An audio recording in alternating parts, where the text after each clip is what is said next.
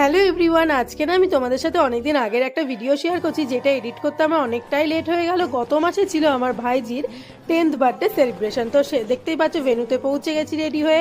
এরপর cake cutting complete, বাচ্চারা একটু আনন্দ মজা করে নিয়ে সোজা চলে গেছিলাম আমি স্ন্যাক্স খেতে। আর স্ন্যাক্সে অনেক কিছুই ছিল, কিন্তু আমি খেয়েছিলাম চিকেন কাবাব আর ক্ষীর জিলিপি। তারপর সবার সাথে একটু আড্ডা মেরে নিয়ে সোজা বসে গেছিলাম ডিনার করতে। আর ডিনারের মেনুতে ছিল স্যালাড, ভেটকি ফিশ ফ্রাই, কাসুন্দি, যেটা খেতে অসাধারণ হয়েছিল। তারপর চলে এসেছে বেবি নান, সাথে চিকেন রেজালা। আর চিকেন রেজালাটা দিয়ে বেবি নানটা খেতে কিন্তু যা দুর্দান্ত লাগছিল। দেন চলে এসেছিল পোলাও, সাথে মাটন কষা। এটার কম্বিনেশন নিয়ে তো কিছু বলারই নেই। মাটনটা খেতে জাস্ট অসাধারণ হয়েছিল। তাই আমি আবারও নিয়ে নিয়েছি একটু সাদা ভাত আর গরম গরম মটন কষা। আর সাদা ভাত দিয়ে মটন না খেলে কি একটু চলে বলো তো?